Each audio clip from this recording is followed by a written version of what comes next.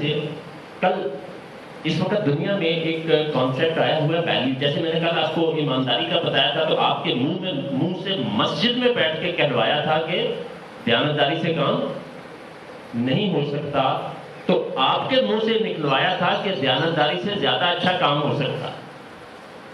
وہ بندہ پرائس پہ کمپرومائز نہیں کرتا، وہ زیادہ پیسے مانگتا ہے آپ دے دیتے ہیں. وہ آپ کے ساتھ بدزبانی بھی کرتا ہے، رش بھی ہوتا ہے، وقت بھی لگتا ہے، گھر سے بھی دور ہے، پھر بھی آپ کہتے ہیں یار وہ چیز تو چیز چنگی کدوں ہوتی ہے جب ایمانداری نہ بنائی جائے.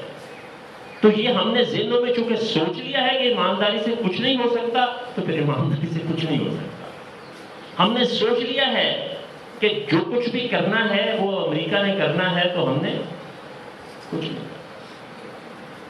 چائنا اس وقت جو ہے وہ ہمارے دل و دماغ پہ صرف وہی سوال ہوا ہے.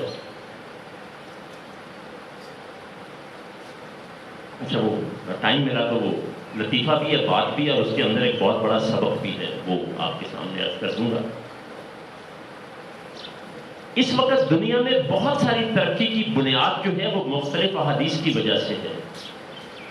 دنیا میں اچھا آپ میں سے میں بڑی دیر تھا کہ مجھے کوئی ایک آدمی پوچھ لے کہ وہ کون سی تھی. آپ کی میں شکلیں دیکھ رہا تھا، کسی میں تجسس نہیں آیا، بس اللہ اکبر ہی آیا جس کی زبان میں. نہیں وہ پھر دل میں رکھے تو پھر کہنے تو اور بات ہوتی ہے. جی وہ دونوں باتیں کس سے سنی تھی آپ سے؟ فائز سیال کی کیسٹ. وہ اس وقت جب میں نے یہ بات جو ہے ایک آج سے 8 سال 9 سال 10 سال پہلے ایوان اقبال میں ایک 3 دن کی ورکشاپ ہوئی تھی، جس میں یہ صاحب بھی تشریف لائے تھے اور بھی بہت لوگ تھے. تو میرا سوال صرف ایک آدمی آپ سے تو نہیں ہے، سارے مجمع سے ہے. اگر آپ فرما رہے ہیں کہ مجھے پہلے سے پتا ہے، بہت اچھی بات ہے. کسی بھی ذریعے دیکھیں نا، میں نے بھی تو کہیں نہ کہیں سے سیکھی ہے نا. مجھے الہام تو نہیں، کیونکہ وہ الہام ہونا تو اب بند ہو گیا.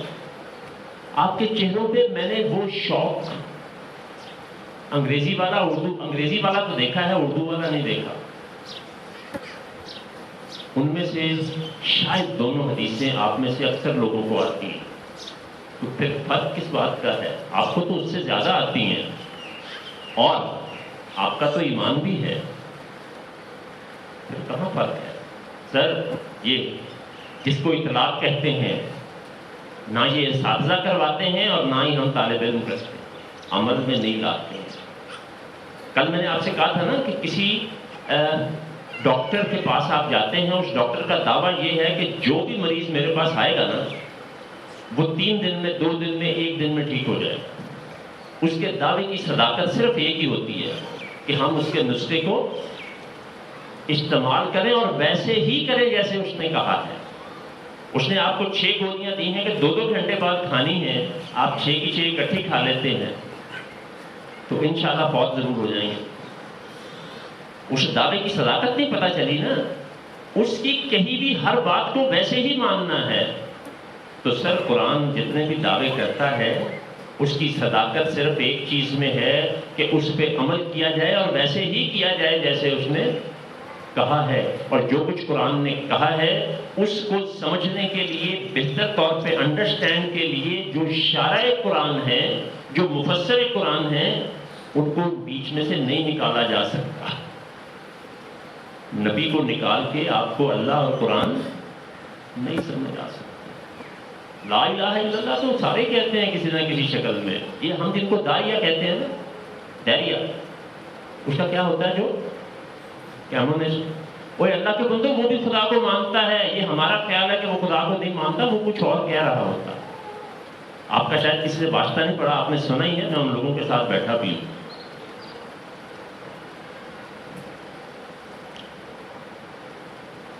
کل میں نے آپ سے ایک ہوم ورک کے لیے کہا تھا، صرف اتنا بتا دیں کہ وہ ہوم ورک کیا تھا. جی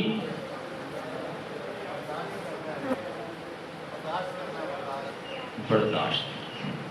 تو کون سا آدمی ایسا ہے کہ اس نے صورتحال کوئی پیش ہوئی گھر میں، دفتر میں، سڑک پہ، کہیں بھی، اور اس نے کل نبی کی سیرت کا یہ حصہ ہے نا کہ آپ میں برداشت اور تحمل بہت زیادہ تھا، اور سب سے پہلی تربیت یہ دی. تو سیرت کوٹ صاحب کرنے آئے ہوئے ہیں، تو کل اس کا مظاہرہ کرتے ہوئے اس ایک نے کسی موقع پہ برداشت کیا.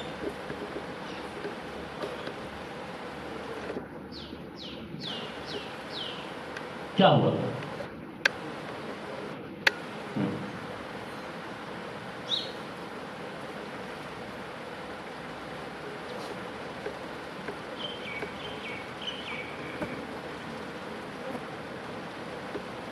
میری محنت پوری ہو گئی. کل کوئی عورت ان کی دکان پہ آئی، اس نے بدتمیزی کی روٹین سے ہٹ کے، اور انہوں نے وہ چپ کر کے اس کا سودا واپس لے لیا اور بات ہوئی.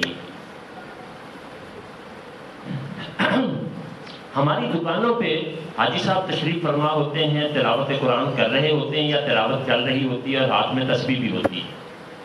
دکان پہ کیا لکھا ہوتا ہے؟ خریدا ہوا مال واپس یا تبدیل. تو جس کو مانتے ہیں اس کی تربیت کیا ہے؟ آپ صلی اللہ علیہ وسلم نے فرمایا کہ اگر کوئی شخص تمہارے پاس آئے تو چیز تم خوشی سے واپس لے لو، تو کیا ہے اس کے لیے؟ جنت کی ضمانت دی گئی. ایک صحابی نے ایک دکان کھولی، کپڑے کی دکان چل پڑی. تو ایک دن ایک عورت آئی، اس نے جو کچھ خریدا تھا واپس کرنے آئی. جیسے ہی وہ واپس کرنے آئی، آپ نے اپنی دکان سمیٹنا شروع کر دی. تو ساتھی نے ساتھ پوچھا کہ یار خیریت ہے؟ تم کہتے ہو میں نے دکان بند کرنی ہے. تو کہتا ہے میں نے آپ صلی اللہ علیہ وسلم سے سنا تھا، میں نے نبی سے سنا تھا کہ آپ نے یہ فرمایا کہ جو کوئی تمہارے پاس آئے اور اپنی چیز وجہ بتائے بغیر، وجہ بتا کے یا بغیر بتائے واپس کرے، اور تم بغیر کسی عذر کے اسے واپس کر لو، تو اس کے لیے جنت ہے. تو میں نے نبی کی وہ ضمانت جو ہے وہ پالی ہے، باقی مجھے کچھ نہیں چاہیے. یہ تھا ان کا عمل. حدیث نبوی پر حدیث کا قرآن نے مطلب گفتگو بتایا ہے نا. تو یہاں دیکھیں تو صحیح کہ آپ خود کہاں پہ کھڑے ہیں. جب آپ مدینہ تشریف لاتے ہیں تو صحابہ کہتے ہیں یا رسول اللہ، کیونکہ پہلے سے جب ایک شہر بنا ہوا ہو، نئے لوگ آئیں تو وہ ظاہر ہے مکان ان کو دور ہوں گے، بڑے ہوں گے. تو انہوں نے کیا کہا، یا رسول اللہ مسجد میں آنے میں دیر ہوتی ہے، وقت خرچ ہوتا ہے، جماعت رہ جاتی ہے یا دقت ہوتی ہے. تو جب آپ نے فرمایا کہ جتنے قدم چل کر آؤ گے تمہارے لیے اتنا ہی زیادہ اجر لکھا جاتا ہے، تو پتہ صحابہ نے کیا کیا؟ کیا کیا تھا؟ مکان دور لینا شروع کرا. دیکھیں آپ کو پتہ ہے، لیکن ہم نے سنن بھی لینا ہے، پڑھ بھی لینا ہے، لیکن عمل یہ ان دو تک آنا ہے، تیسرے تک تو سمجھ لگ گیا کہ مسلمانوں کا سب سے بڑا پرابلم کیا ہے. حدیث میں لیکنگ کہاں آ رہی ہے؟ یہاں آ رہی ہے. اس طرح بے شمار چیزیں ایسی ہیں. اچھا اسی کا واقعہ میں پاکستان میں آپ کو بتاتا ہوں. آپ اگر دیکھنا چاہیں تو برانڈر روڈ پہ یونیورسل ٹریڈرز کے نام سے ایک دکان ہے. دکان نہیں، بزنس ہے. اس نے لکھ کے لگائی بھی ہے یہ بات. وہ کہتا ہے سر پروفیسر اس دن کے ان کا سیالکوٹ میں ایک سیمینار تھا، وہاں میں نے یہ بات کی. کہتا ہے جس دن سے آپ نے بات کی میرے دل میں اتری ہے. آپ کو میں بتا نہیں سکتا کہ میرا کاروبار کتنا بڑھ گیا، کیونکہ میرے پیشے کا کوئی آدمی یہ رسک نہیں لیتا، کیونکہ وہ ریگ مال قسم کی کوئی چیز ہے اس کے کام کی، اور وہ تھوک کے حساب سے جاتی ہے، کھل گئی تو ختم ہو گئی. مجھے سب نے منع کیا، یہ ہوتا ہے دل میں اتر جانا. اگر میری ایک بات بھی آپ میں سے کسی ایک کے دل میں اتر جاتی ہے تو میری محنت رائگاں نہیں گئی. سر حدیث کو سنے پڑھیں، اس کا ثواب اپنی جگہ پر ہے کہ آپ نے نبی کی بات سن لی، آپ نے آگے بڑھا دی، حدیث پڑھی، آپ نے دوسروں کو سنا دی. یہ کافی نہیں ہے، اس سے تبدیلی نہیں آتی، اس میں آپ کی معلومات میں اضافہ ہو جاتا ہے. اور بیکار ہے وہ علم جس پر عمل نہ ہو. اس آئینے میں اپنے آپ کو دیکھیں. یہ وہ آئینہ ہے جو ہم نہیں دیکھتے، نہ دیکھنا چاہتے ہیں. دھول ہمارے چہروں پہ پڑی ہوتی ہے اور ہم آئینے صاف ہیں، کیونکہ ہم اس چیز کے لیے تیار نہیں ہوتے، نہ ہونا چاہتے ہیں کہ ہم میں کہیں غلطی ہے. کیلولا کرنا سنت رسول ہے، کرتے بھی ہیں، لیکن سمجھا کس نے جیلک آسٹن، کس نے؟ جیلک آسٹن نے کتاب لکھی. وہ کہتا ہے کہ مسلمانوں کے نبی کی یہ بات جو ہے اگر میرے بس میں ہو تو میں پوری دنیا کی فیکٹریاں، دکانیں، سڑکیں چند منٹ کے لیے ضرور بند کر دیا کروں، کیونکہ تو یہ تو انسان کو پورا اوور ہال کر دیتا ہے چند منٹوں میں. وہ ڈاکٹر ہے، وہ جانتا ہے. ڈاکٹر نے انسانی جسم تو نہیں بنایا، لیکن سر سے بالوں سے لے کے پاؤں کے ناخن تک وہ آپ کے جسم کی ایک ایک حصے اور ایک ایک رگ کی کیمسٹری سے واقف ہوتا. تو بنانے والا کتنا واقف ہوگا.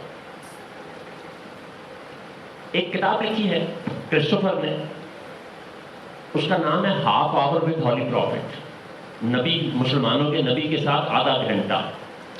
اس کے صفحہ نمبر 128 پہ یہ میری گزارش خواتین کو بالخصوص مخاطب کر رہا ہوں، وہ کہتا ہے کہ اس حدیث کو آپ صلی اللہ علیہ وسلم نے لکھا کہ فرمایا کہ میں جو ملگجے والے چہرے والی عورت ہے روز قیامت اس کا یہ سٹیٹس ہوگا. یہ میرے ہاتھ کی طرف آپ دیکھ رہے ہیں، 2 انگلیاں جڑی ہوئی ہیں. اس کا مطلب آپ صلی اللہ علیہ وسلم نے فرمایا کہ اس عورت کو یہ عزت اور مقام ملے گا کہ وہ میرے پاس نہیں کھڑی ہوگی، میرے ساتھ کھڑی ہوگی. یہ ملگجہ کیا ہے؟ وہ عورت جو گھر کے کام کاج میں دلچسپی لیتی ہے، کرتی نہیں ہے دلچسپی، کیونکہ کام کو دلچسپی سے کرنا اور آوازاری سے کرنا بڑا فرق ہوتا ہے. جب وہ صفائی کرے گی پسینہ آئے گا، بھاگ دوڑ، کچن میں جائے گی، مٹی، وہ صفائی میں مٹی پڑے گی، کچن میں جائے گی، گرمی لگے گی، پسینہ آئے گا، بچوں کو دیکھے گی، شوہر کو دیکھے گی، اور گھر کے 50,000 کام ہوتے ہیں. جب وہ ان کو شوق سے کرے گی تو آپ نے فرمایا کہ یہ ہوگا. اب اس کو تو نبی سے کوئی تعلق نہیں ہے. وہ کہتا ہے کہ جب، اب یہ اسٹڈی ہے نا، ریسرچ ہے جو ہم لوگ نہیں کرتے. وہ کہتا ہے کہ مسلمان، غور سے سنیں، وہ کہتا ہے جب تک مسلمان عورت اپنے نبی کی اس بات کو مانتی رہی، پریکٹس کرتی رہی، تب تک وہ صحت مند رہی. جس دن اس نے اپنے نبی کی اس کہی ہوئی بات کو چھوڑ دیا، ہمارے کلینک اور ہسپتال آباد ہونا شروع ہو. پھر کیا جائے، اللہ عمل کری نہ کرتا. یہ عمل جو ہے نا، میں نے کہا تھا کہ یہ ہر ساری چیزیں نہیں کر سکتا، لیکن چلیں عمل کو تھوڑا سا بیان کر دوں. بے عمل دل ہو تو جذبات سے کیا ہوتا ہے، بے عمل دل ہو تو جذبات سے کیا ہوتا ہے، دھرتی بنجر ہو تو برسات سے کیا ہوتا ہے عمل لازمی تکمیل آرزو کے لیے، ورنہ رنگین خیالات سے کیا ہوتا. آپ جتنی جگہوں پر جاتے ہیں رنگین خیالات، جوش و جذبے سے بھرپور تقریریں، چیخنا چلانا آپ کو بہت ملتا. اچھا چلیں، آپ درس پہ جاتے ہیں، کبھی کسی نے سوچا کہ درس کا مطلب کیا ہے؟ سبق، نصیحت. آپ لوگوں کی گاؤں کی بیک گراؤنڈ ہے، اس لیے آپ نے فصلوں کی کٹائی دیکھی ہوگی. جب گنوں کی کٹائی ہو جاتی ہے تو آج بڑا جدید دور آ گیا ہے. پرانے دور میں کیا ہوتا تھا، بلداں، وہ جو بلد، یہ جو بیل، اس کے ساتھ کیا کرتے تھے، مسلسل وہ چکر لگا، اتنی جگہ پہ بار بار اسی جگہ پہ گھومتا ہے نا. اور کس وقت تک گھومتا رہتا ہے؟ یار بولو تو نہیں، پینڈو ہوتا کی فائدہ، یہ پنڈ کی گل نہیں دسنی. ہاں، جب تک بھوسا، توڑی تے دانے وکھو وکھ. سر عربی میں درس اس کو کہتے ہیں کہ آپ کسی چیز کو سننے کے بعد اتنا سنیں، اتنا سمجھیں، اتنا عمل کریں کہ آپ کے سامنے حقیقت واضح ہو جائے. یہ ہوتا ہے درس. ہم سبق کو درس بنا لیا تو بس پھر سبق ہی بن جائے. اچھا بھی ٹائم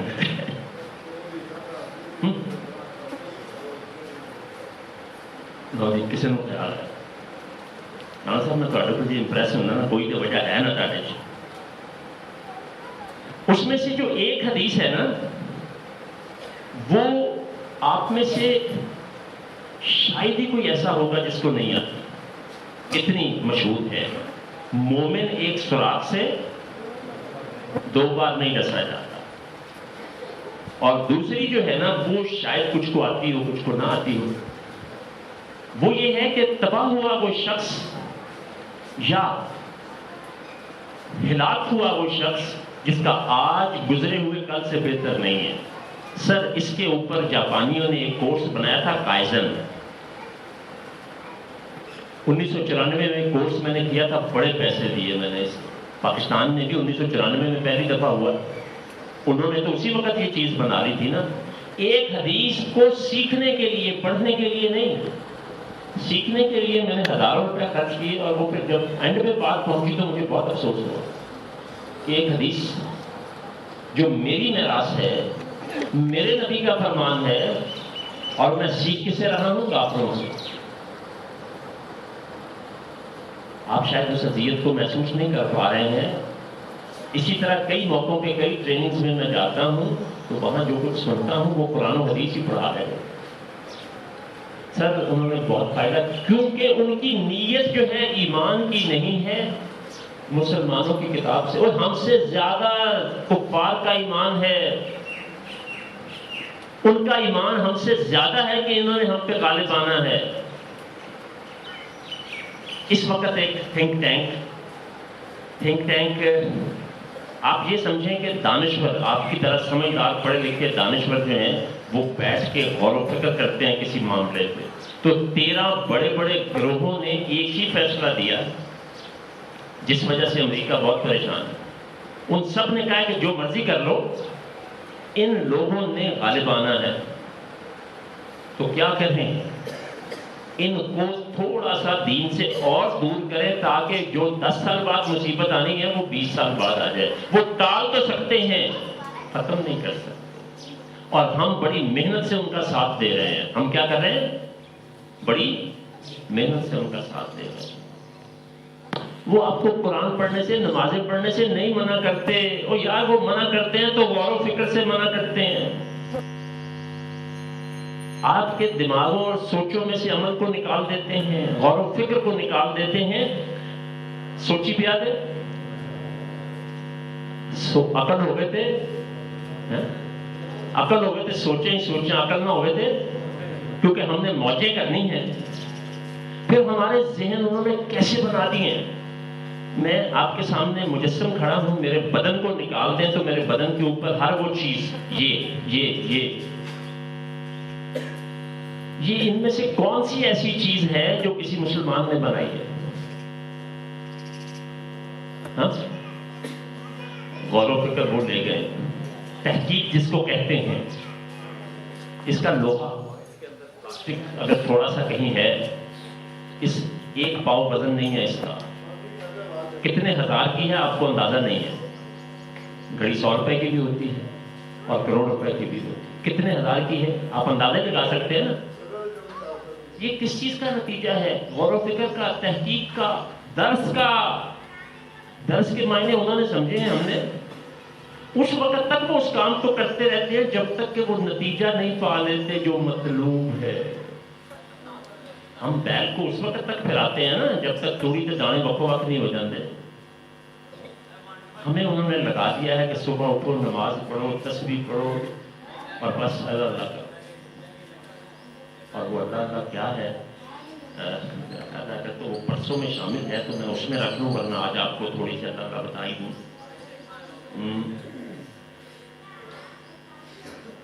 پرسوں گنجائش ہے، لیکن تسبیح سن لیں کیا ہے. تسبیح پھری تے دل نہ پھریا، کی لینا تسبیح چلے کٹے تے کچھ نہ کٹیا، کی لینا چلیاں بڑھ کے. ہم اس کلام کو شوق سے سنتے ہیں، شوق سے سناتے ہیں، لیکن مجال ہے کہ کبھی سمجھنے کی کوشش نہیں کرتے. پھر ہمیں مسلمان کون کہے گا؟ آپ کو پتا ہے ہم سکھوں کے لطیفے بناتے ہیں. تو ایک دوست نے بتایا کہ میں نے ویسے ہی اسے پوچھا کہ جب بھی میں تمہارے ادھر آتا ہوں تم مجھے، بڑی جرأت کی بات ہے کہ تم مجھے کہتے ہو کہ سکھوں کے لطیفے سناؤ. کیا کرو؟ تو تمہیں بےعزتی محسوس نہیں ہوتی؟ کہتا بےعزتی کا رہی ہے، تم اکیلے میری بےعزتی کرتے ہو.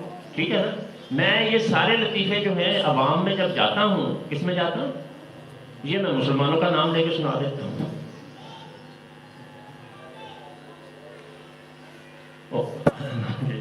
سوچنا سمجھنا شروع کریں. یہ آپ صلی اللہ علیہ وسلم، وہ جو میں نے قرآن کی آپ کو سورہ زمر کی آیت سنائی ہے، کبھی غور تو کیجئے گا کہ میں نے کہا ہے میں نے عزت، دولت اور شہرت بہت کچھ کمایا ہے اس سے، اس پہ عمل کر کے بیچ نہیں، میں نے اس کے معنی نہیں بدلے. وہ آپ نے بھی پڑھی ہے. تو اس کا مطلب ہے کہ کہیں میرے اور آپ کے پڑھنے میں کہیں تو فرق ہے. ان چیزوں پر غور کرنا چاہیے. تو تسبیح کی بات ہو رہی تھی. اب تسبیح میں کیا ہے کہ جب جناب حیرت ہوئی ہے شیخ جی آپ کو مسجد میں دیکھ کر، ایسا بھی کیا ہوا کہ خدا یاد آ گیا. ہم خدا کو صرف اسی وقت یاد کرتے ہیں جب مصیبت. تو یہ تو مشرکین بھی کرتے تھے. پھر ہم میں اور ان میں کیا فرق ہے؟ ہم میں ان کے کیا فرق ہے؟ غور نہیں کیا. ٹائم نہیں ہے نا ہمارے پاس ان چیزوں. حضرات ہم کہتے ہیں اٹھتے بیٹھتے تسبیح کرتے ہیں، اور تسبیح فرشتوں کے بارے میں ہم کہتے ہیں نا کہ وہ کیا کرتے ہیں ہر وقت اللہ کی. کبھی جا کے دیکھیے گا، ہماری تسبیحیں تو چھوٹی چھوٹی ہیں نا. آپ فرشتوں کی جب جا کے تسبیحیں دیکھیں کبھی، تو وہ جناب لاکھوں کروڑوں دانوں کی ہوتی ہیں. ہر وقت وہ لگے رہتے ہیں. نہیں دیکھے کبھی آپ نے؟ پہلی بات تو یہ سنیں کہ یہ تسبیح جو آپ کے ہاتھ میں پکڑی ہوتی ہے، یہ تقریباً 200-300 سال بعد آپ صلی اللہ علیہ وسلم کے وصال کے 200-300 سال بعد عمل میں آئی ہے. جبکہ تسبیح کا وجود جو ہے، آپ صلی اللہ علیہ وسلم نے جب نبوت کا اعلان کیا، جب آپ کا کیا کہتے ہیں پیدائش ہوئی، آپ کا وصال ہوا، تو تسبیح دنیا میں موجود تھی.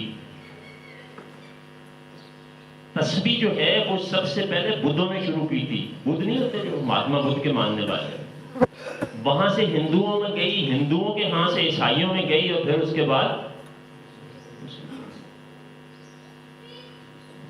اب کسی لفظ کا دہرانا، اس پر ذکر کرنا، ورد کرنا، کوئی خلاف ہوگا تو ہو، میں نہیں ہوں. بہت اچھی بات ہے، ضرور کریں، کیونکہ اسماء الہی ہیں، کلمات ہیں مختلف، ان کا پڑھنا دہرانا، کم از کم آپ کی زبان اس وقت بری باتوں سے رکتی ہے، یا سوچیں جو ہیں وہ برائی کی طرف نہیں جاتی. لیکن تسبیح کے معنی بھی خدا کے لیے سونے کیا ہے. تسبیح کا لفظ ہے صفا سے، جس کا مطلب ہوتا ہے کہ محکم نظام کو اپنا لینا اور اس کے مطابق چل پڑنا. اسی طرح سے ذکر جو ہے یہ اس کا حصہ ہے جو میں کہہ رہا ہوں کہ قرآن کو اصطلاحات سے سمجھیں، اس کے وہ معنی جو وہاں اس زبان میں ہیں، اس کتاب میں ہیں، اور وہ لوگ اس کے جو معنی لیتے ہیں، کیونکہ قرآن عربی میں آیا تھا.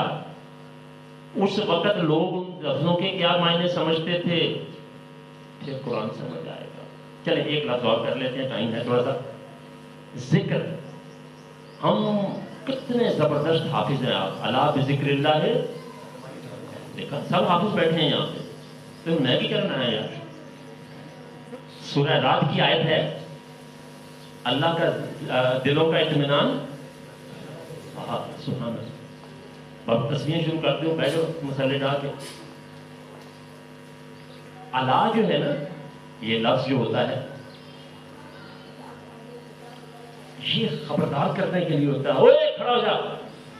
اب وہ آگے کوئی ایکسیڈنٹ ہونے لگا، کوئی چیز آنے لگی، کوئی خرابی پیدا ہونے لگی، تو ہم دور سے آواز دیتے ہیں کیونکہ ہم وہاں جا کے اس کو نہیں روک سکتے.